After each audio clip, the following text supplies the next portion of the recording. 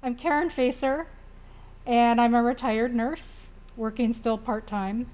I found myself in food pantry school in March to assist Pam Chevalier in reinventing the food pantry. We made it a drive-through through the back parking lot. The food is all boxed, as you can see here. Is boxed by many volunteers. Other volunteers come on Wednesdays and Thursdays for distribution, help to get it up to the parking lot. We not only have boxed food, we have, sometimes we have eggs, sometimes we have cheese, sometimes we have breads and baked goods that have been given from the grocery stores that are too old to sell. We have produce, and especially this time of year, we have a lot of produce. So the volunteers help get it up to the parking lot. We ask for name, number of household in the household, and zip code for the USDA, who provides a lot of the food that we give out. And we put it on a cart. The family loads it in their car, and they're on their way. We get our food from Food Gatherers, which is the county food bank. Food Gatherers is a rescue operation. They rescue food that is maybe just a little bit too old to serve in a restaurant or sell in a grocery store, but still edible. So we get baked goods, breads, produce. The canned goods that we get come from the USDA and the food bank portion of Food Gatherers. The cheese we get comes from the USDA. Eggs come from donors, farms that have extra most of the time. We end up with very good food to give out to our families in need. The canned goods could have a shelf life of easily a couple more years. The produce and the breads that we give out probably need to be eaten within a few days.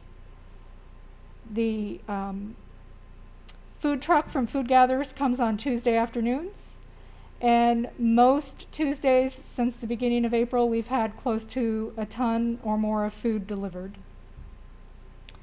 which is a lot to bring in the church, down the elevator, get in its right place, get reboxed so that Wednesdays and Thursdays can be taken back up the elevator and distributed.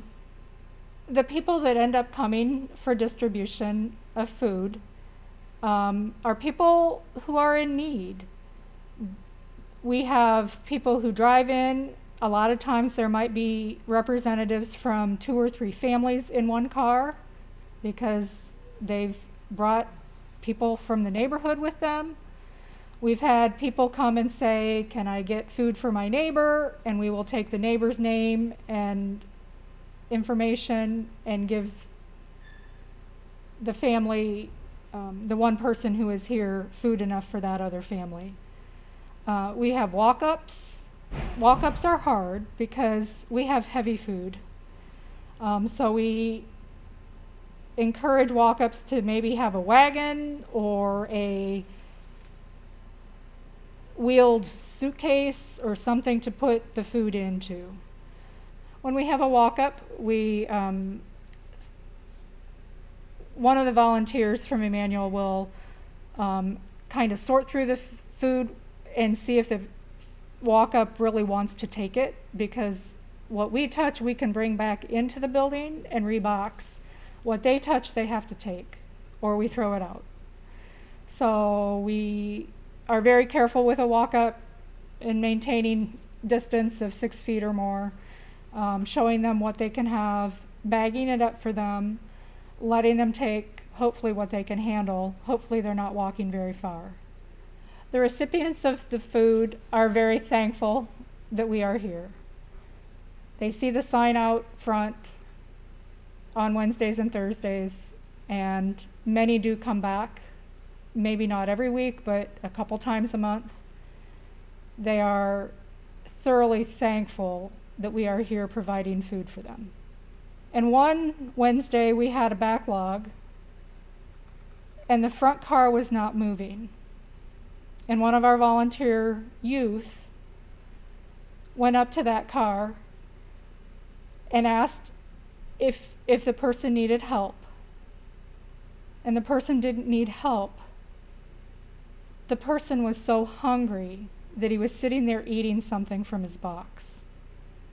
And the youth came back and said, he's so hungry. He's not moving till he eats a little bit.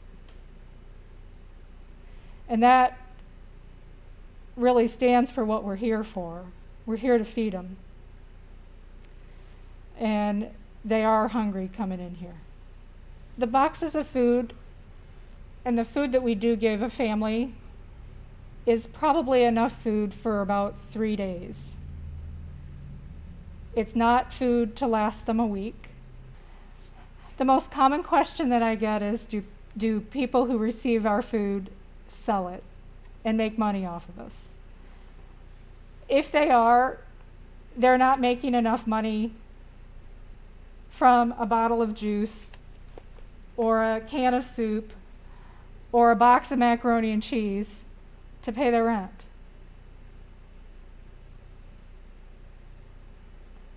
So whether they're selling it because they don't need it anymore or they don't like it, it really isn't going to support their living. We've serviced about 150 families a month, which is right around 500 people when we count the number of people in a family, which is 3 or 4 times more than what the food pantry was serving prior to the pandemic. I'm social concerns representative on council and realized when the pandemic hit that we were going to have to support this mission and support this community because they were hurting. We ended up with many volunteers. We've had more than 20 volunteers off and on since March. And that's what touches my heart the most, is all the people that have emailed or called or stopped in and said, can I help? We've had kids over the summer. We've had people who were laid off for a while. We've had people that are only working part-time right now. We've had teachers that had a little bit of a break this summer. We've had a lot of people that really cared about the community to get the food out there.